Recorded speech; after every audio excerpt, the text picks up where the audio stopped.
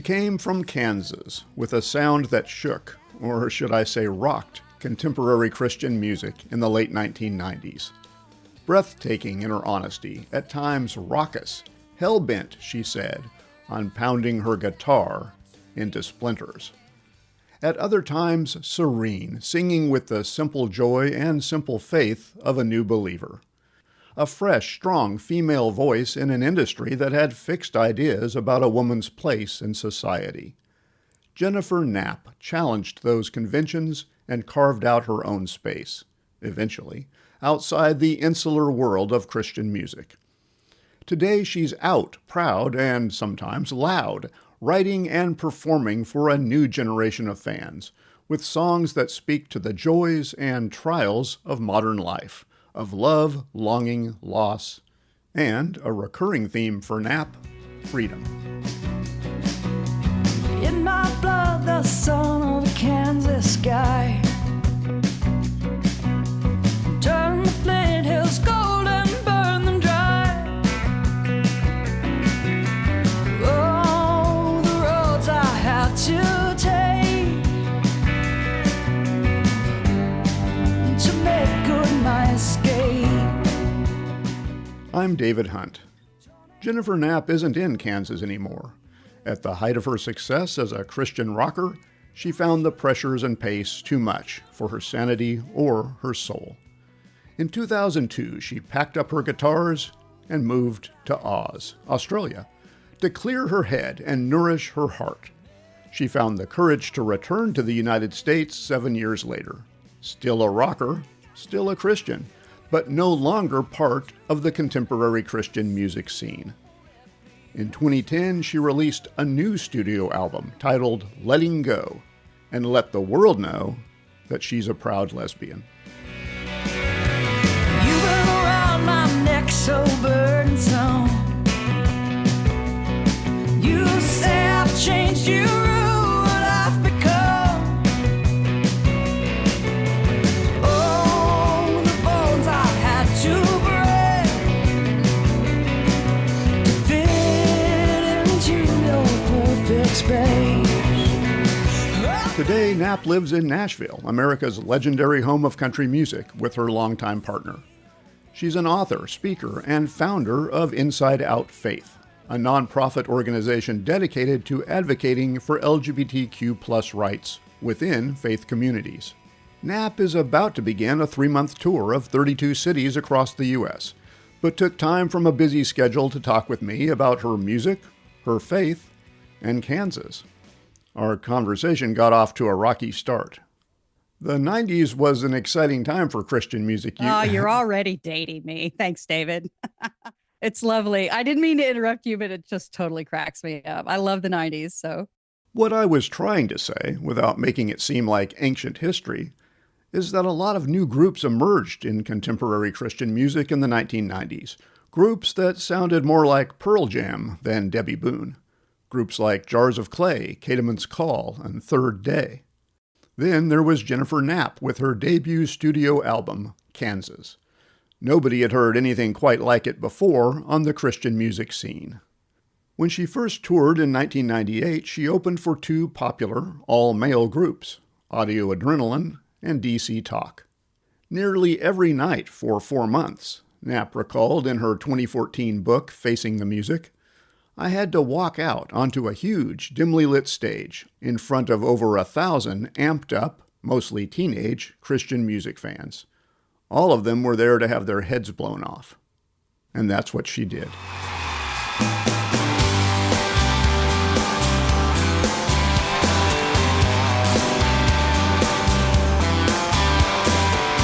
Soon as I found a rock in my pocket, soon as I found a glitch in my soul. I was definitely hanging out in Broland, and as the only chick hanging around in that environment, I really got to experience a lot of latitude in the sense that as an artist and as a creator and as an understandable different voice inside of that space, I really I did really feel like I got a sense of purchase. And when I showed up and I did my thing, that people were like, oh, wow, like this is a bit of a fresh breath. And Kansas sold more than 500,000 copies. Yeah, it did. Yeah, it went gold. It was the shock of my life, really. So what do you think it was in your music, in you, that people connected with? It's been 25 years, over 25 years. So through that time, so many people have shared with me their experience of this record. And I mean, on a personal level, I'm bewildered. Like, I am shocked that people like what I do. I'm shocked that people still even listen to what I do, but particularly the impact of that record. I think one of the things that people tell me, or when they talk about that record and the songs from that record, most of what people share with me are the stories of their lives, the stories of their experiences with this song. I mean, they're not talking about me. They're not talking about my artistry or my craft or anything like that. There's something about those songs that are so deeply personal to them, that they've connected to them, that I'm not really in the frame. If like my person and like my name is not really in the frame when they're talking about it. They're talking about the connection that they've had in their religious experience, in their theological experience, in their relationship to God and divinity, and for whatever ways they've processed that, whether they've kind of stayed church people or not been church people. At the same time, it makes sense, because when I was, as a kid writing those songs in my college apartment shared with, 5 other women, that's what I was doing. I was just kind of writing these prayers and these anxieties toward God, and wasn't in any way crafting a record for people to listen to. I was just having a private and personal experience. And somehow it's kind of wild how that translated down the line for people kind of just using those songs in the same way. Yeah, and there's some dark or vulnerable maybe lyrics. I'm thinking of there's a place of darkness that I used to cling to that presses harsh hope against time.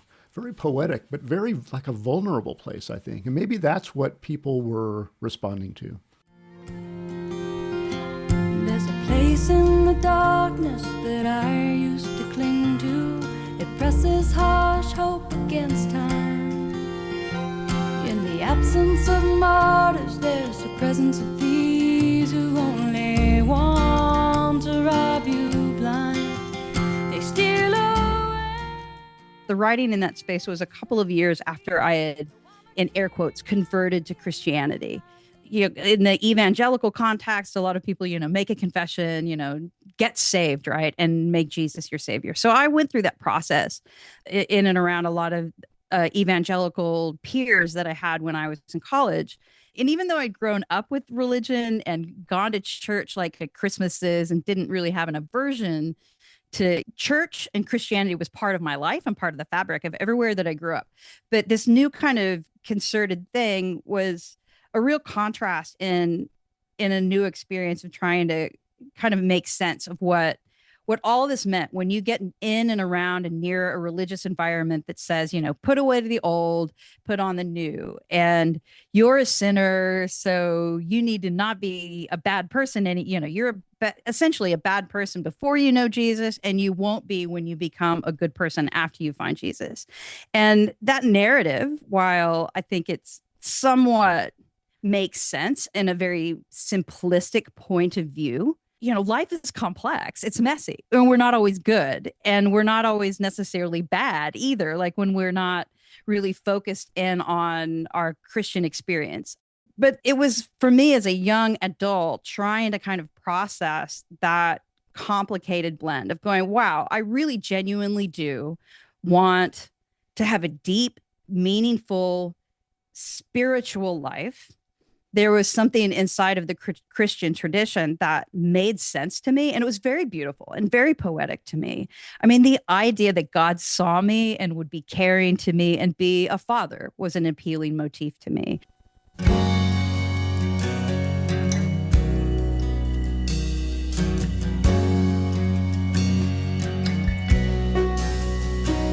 From glass alabaster, she poured out the depths of her soul.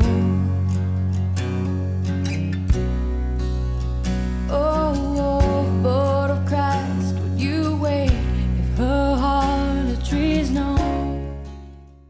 In 2024, Knapp released Kansas 25, a new recording of her seminal debut studio album, Kansas. I asked Knapp what she heard when she listened to her performance on the original album and how that compared to her interpretation of the songs 25 years later on Kansas 25. She was in her early 20s when the original album was produced. I told her that I heard a difference. To me, her performance on the new album is deeper, more layered, perhaps carrying the weight of all the living and learning she's done since the late 90s. Daddy, Daddy, do you miss me? The way I crawled upon your knee, those childish games of hide and seek now seem a million miles away. I deeply appreciate that you've had that experience with the project, because that was really the biggest motivation in going and re-recording that. And I guess maybe in the form of a question, it was like, I know I've been through a lot in the 25 years since that kid wrote that record. And in a lot of ways, I recognized, at least in my own person, that I was the same person, but I was also different, and not in some like wildly different way. I mean, I think my theology has evolved. I think the way that I approach my spiritual life and journey has evolved, but it still there hasn't been a gap. There hasn't been like a severance between those 2 points, right? Between the person that started it and the person I was now. It's just, the curiosity was, surely that has to sound different. Surely I sound different. And I think the personal curiosity to me was that if I went back and I performed that, would that connection prove to still be there? And also, would it also prove to sound and feel different the same way that you're describing? And I'm kind of personalizing that, but I was also thinking about that. And this is the real motivation to actually going and recording it. It was particularly with my coming out. I came out as gay in 2010.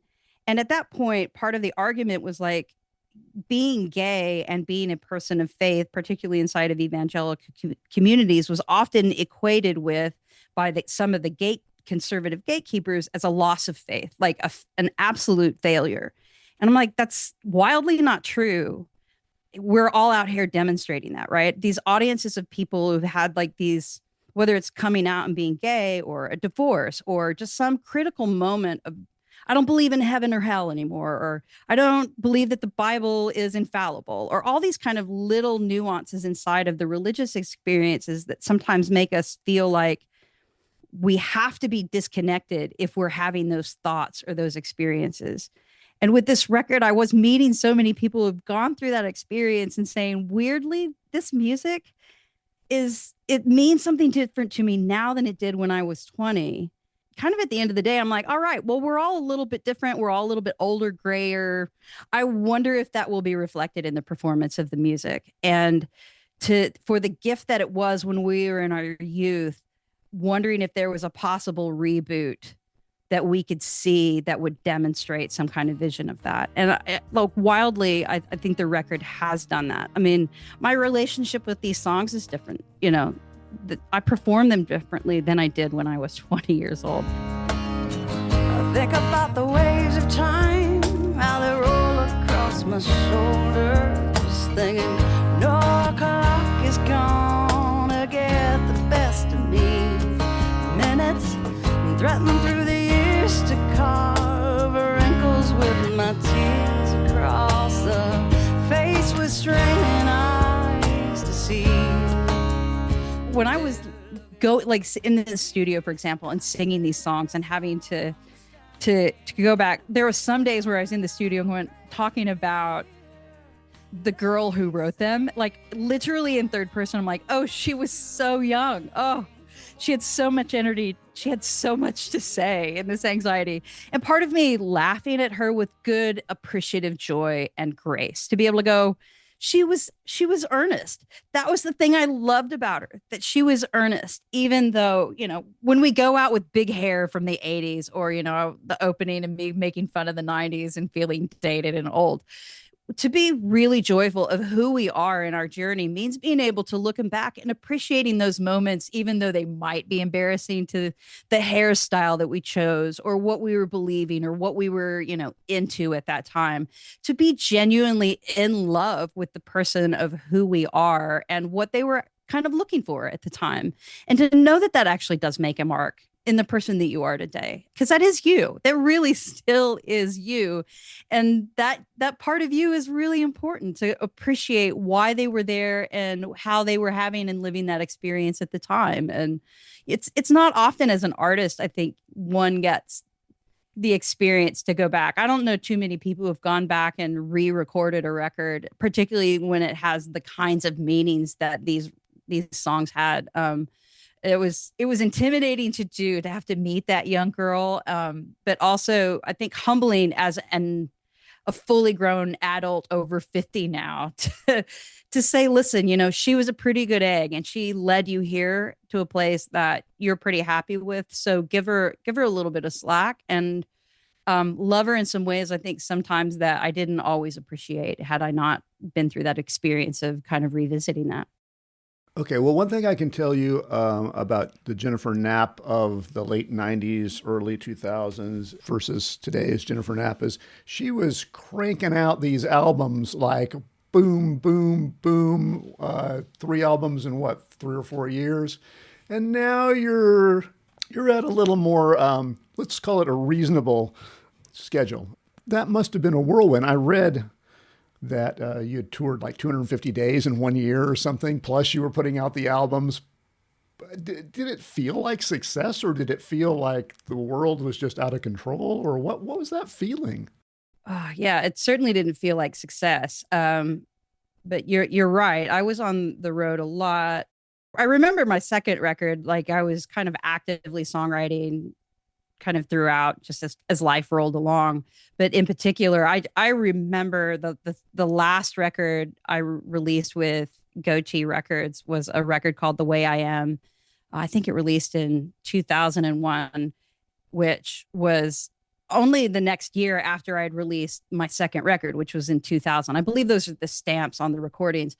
And that's all to say is that I was in a tour bus and in the bowels of a lot of arena kind of locker rooms trying to write this record because the record company said, you need to get a new record out. And it was miserable and awful and it hurt. And in one of the first experiences in my life where, as somebody who went from, the quiet writing, just writing songs because you had things to say and things that you were feeling and journaling, to having to create content and build a brand. It wasn't a really fun thing to do. So no, it didn't feel like success and it felt really labored. And now I think as I get older, I mean, there's always the pressure as an entertainer, honestly, to just stay in the marketplace. I mean, that's just, it's the same thing you hear, like for every creator, publish or perish. What I learned from that is I actually, at least at this point in my life, I've had a career, and if I am going to say something or share something out in the public sphere, I want it to matter. First I will pretend I can do it on my own,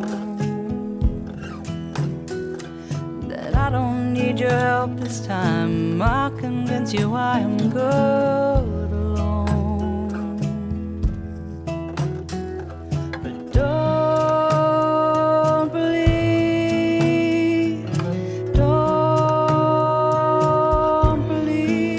me.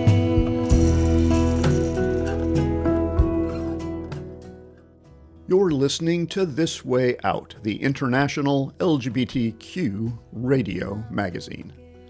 I'm David Hunt, continuing my conversation with singer-songwriter Jennifer Knapp. I'm just not interested in writing a song for the sake of getting something out there. I want to be able to express something and share things that are meaningful, that are, yeah, land, I'm kind of over any kind of sense of maybe like when you're a kid and you want to be an artist, you really love people hearing you, and in an egotistical way, when you sit down and journal, if that's the way that I was writing, it feels good to have people hear you and come alongside you and affirm, right, your anxieties or the things that you're worried about. It's always great to have an audience, but the older I get, I think the more I want to actually serve my community. I think a lot more now the songwriting that I do of a gifting outward rather than putting it out there and being seen or heard, if that makes any sense.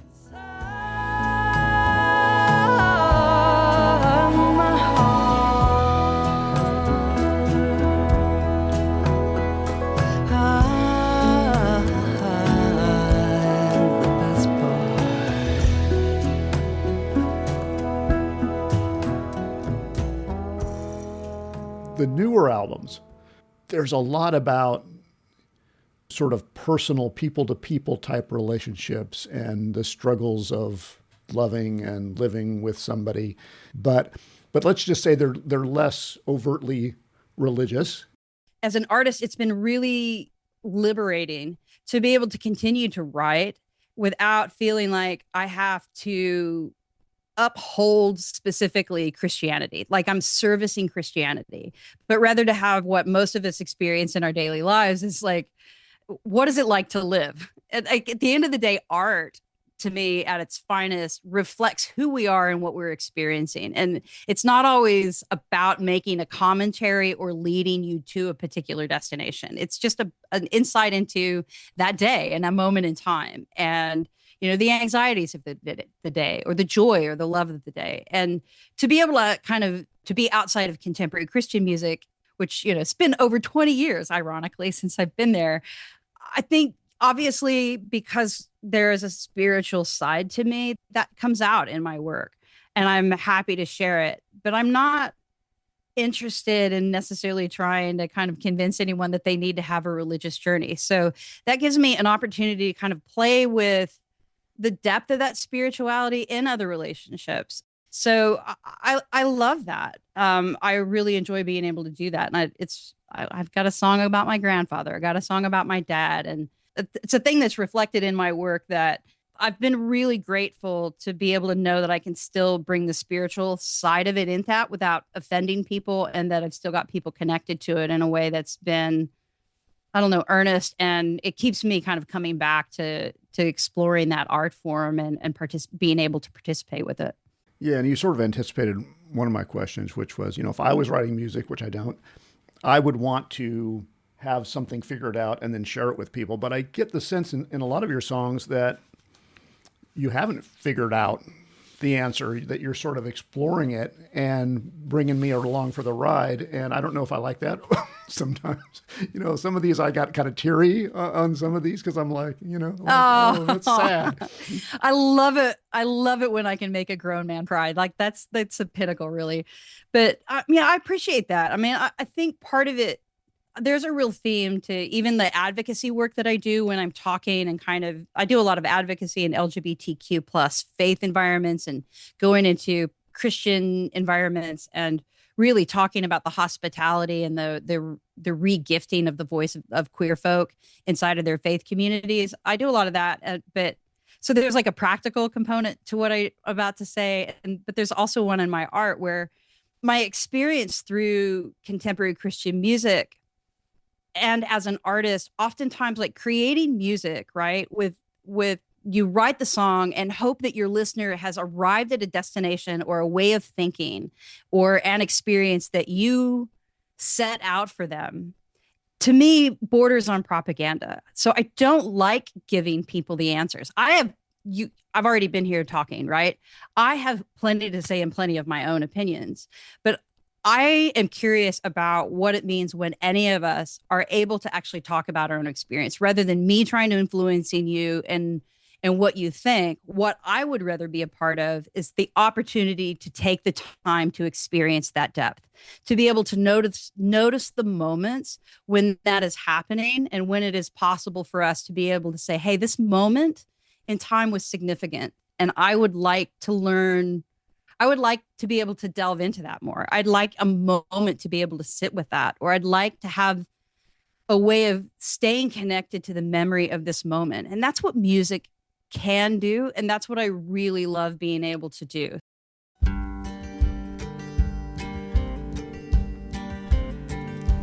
Wish I'd known the way. Wish I'd found the door. Wish I took the path you showed me before. 'Cause I'd be better off, I'd be a better man if I was what you want and not what I am. Now, I think when I sit down to write, I'm often in my mind is a picture of somebody else, or, sometimes myself, but going, man, what's going on here? And just diving into the feeling and the moment of that experience, and not thinking about the outcome, but really trying to capture that moment in such a way that allows us a way to appreciate it, to punch back at it, to be disappointed, or to be embracing of, whatever event that is in its life. So, and it's wild because, for those people who've been around and are familiar with my story, and there's plenty for me to be critical of my contemporary Christian experience and saying, hey, that's like propaganda that I don't want to be a part of anymore, and celebrate this liberation. But there were some real gifts out of that I think were critical in the development. I was young. I was in my 20s, and I wouldn't exchange that experience, because now it's shaped the way that I view my art form, and yeah, it's given me a sense of being able to appreciate what art and music does, and what role, saying, listen, I appreciate it giving me the opportunity to actually think about observing the world rather than describing it, if that makes any sense. Yeah, and I think some of what's best about Christian music, especially from the era that we've been talking about, is an honesty that you didn't necessarily hear on Sunday morning from the pulpit, but these young artists were willing to talk about. There's a lot of vulnerable moments in Bebo Norman's music. Derek Webb comes to mind as somebody who struggles and is not afraid to put that out there. Yeah. And I think of an artist like Rich Mullins, too, who is a pioneer, really, before of this kind of wandering believer, I suppose. A song called Hard to Get. Rich was really good about being overwhelmed by his spiritual experience, and at the same time completely befuddled and lost. God is one day, and that God is extraordinary. The next day is like, I don't see it. And to be able to talk about that journey. And I think there were a lot of us, particularly around that time in the 90s, like myself and Derek Webb and Caedmon's Call, and a lot of artists like Jars of Clay that you'd mentioned at that time. We were, in a lot of ways, really, really young. I think the beauty sometimes when we're young, right, is we're not afraid to say what we think. We're not really particularly worried about the consequences as much as when you get older. And our careers were young, too. So we didn't really have a lot to lose in being earnest about our experience. It's not really something I think that you see a lot more. I think it was an interesting experiment at the time that you had so many of these artists happening in the 90s. And I think one of the reasons why that industry itself has kind of closed the door off to vulnerable artists that tell the real truth is it's been a choice I think the industry seems to have made over the last 20 years to go, well, we'd rather paint a good picture of what Christianity is and the best version of it with a lot of worship music and things like that rather than to let artists actually just tell the whole story of what that is. I don't want to be too critical of it, but you can't tell that particular story about how messy the faith journey is without having a messy life, right? Not necessarily a rebellious or a dysfunctional life, but to be able to tell the truth of when you believe and when you don't, and what that looks like on any given day. Like you have to be an artist that has lived that to have any integrity. I mean, nobody's going to believe your song if you're just telling a story that you didn't live. So if you aren't letting those people in, and you're not letting queer people release music about their faith, you're not letting young 20-year-olds push back against the pastor, and something that they've said to you on a Sunday morning, then you're not really seeing that journey. So, I think those artists are out there. I mean, even though they're not necessarily on Christian bookshelves anymore, like artists like Flamey Grant, I think about.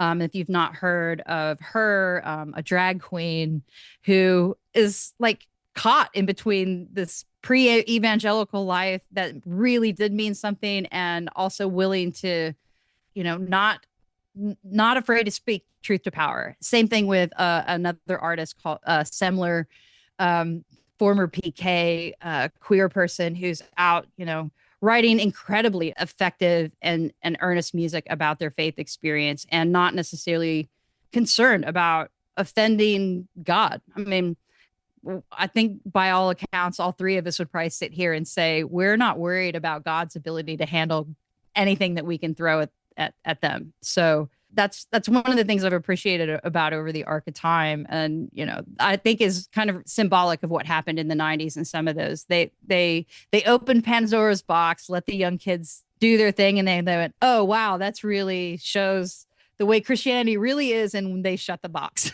And so there aren't a lot of people doing that anymore. We're doing it elsewhere. Religion can be incredibly traumatic and a frustrating thing to go through. It may not necessarily be the vehicle or the environment that we want to live in, but at the same time, however we explain or talk about the amazing joy it is when we see the happenings in life that's a mystery and is overwhelming and sacred and just beyond the words that we have, right? The things that give you goosebumps and you kind of go, oh, this has been happening in my life all along, right? Those moments where we feel like there's been a presence with us through years and decades, even though we've never spoken a word about it. I mean, those kinds of mysteries are what I'm talking about. Sorry is often told, but hardly ever done. Not with you, my love. Not with you, my love. All the ancient stories that hold a bitter end. Not with you, my friend. Not with you, my friend. Well, and certainly there are songs that you have where I love the song, but I don't agree at all with the theology. So, but I can appreciate and experience and love the part that I love, and just say, yeah, that's where that person was. It's not where I am. But man, this is a banger, or man, this is an amazing song, or this really touches me. The guitar work is crazy great. Not everything, I think you said earlier, not everything has to be perfect, right? Even though they say we have fallen, doesn't mean that I won't do it twice. Given every second chance, I choose again to be with you tonight.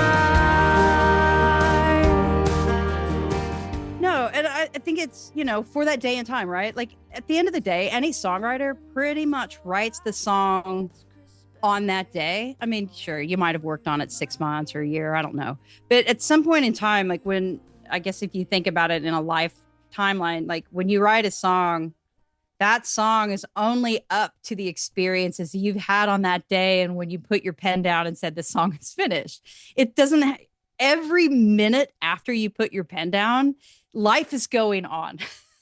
It really is. So you're from that moment on, you're always going to be looking backward on that moment.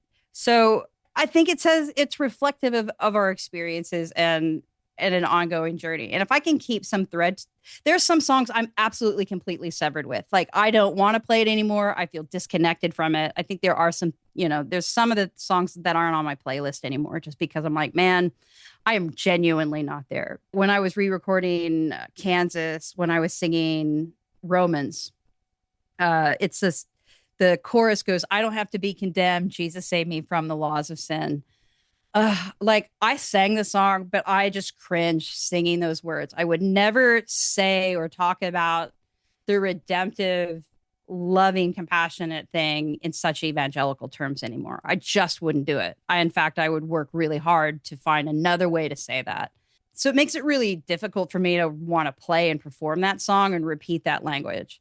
But at the same time, the possibility of like not trying to black it out, like for Kansas 25, I didn't want to not put it on there because I didn't want this whole, I didn't want to delete or edit the young woman who had originally wrote it or edit anyone else's experience. So I'm like, my insecurity, I'm willing to live with that.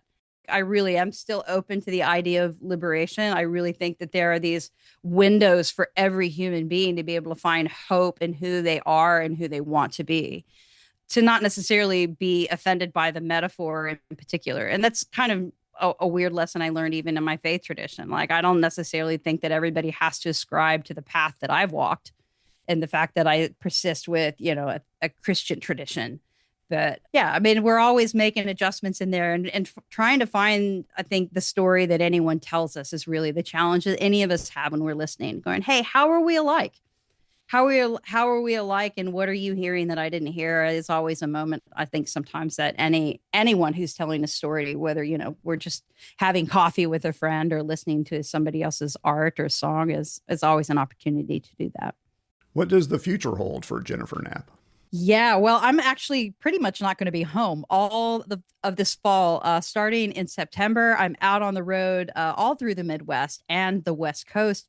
So I've got 35 some odd shows. So make sure and stop by jenniferknapp.com to see the fullness of the touring schedule.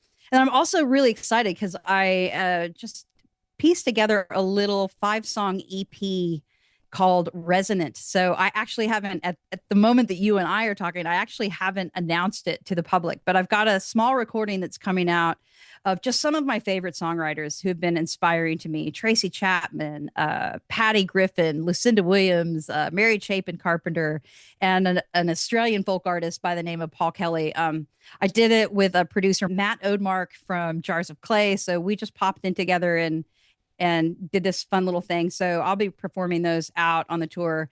And the last thing I'll say is, seriously, I am hanging out a lot with a Patreon community. So if you're familiar with Patreon, it's a way to kind of get some intimate contact. I do online shows, a little faith meeting, a little social hour. We even have a thing called, dare I say, the Stitch and Bitch. So we do a little knitting craft circle. So I don't know if you're going to have to bleep that out or not, but we're doing all kinds of things there. So there's a lovely little community behind the scenes. But make sure and see if you can meet me in real life. I love getting to see and meet people out on the road. It's going to be a good fall. How much longer do I need reminding of all the things we could have had when all I want is by my side? Erase it all and let's start over, kinder and wiser and so much older, and say we'll be here for a long time. I'd like to thank Jennifer Knapp for sharing her time and story for this program. She's a Grammy-nominated singer-songwriter, author, speaker, and founder of Inside Out Faith, a nonprofit organization dedicated to advocating for LGBTQ rights within faith communities. Learn more about her music, her writings, and her upcoming tour at jenniferknapp.com. For This Way Out, I'm David Hunt. I'll be a ghost and fade into the shadow, lose my color, go colder and shallow, if you won't be the one who's by my side. Erase it all and let's start over, kinder and wiser and so much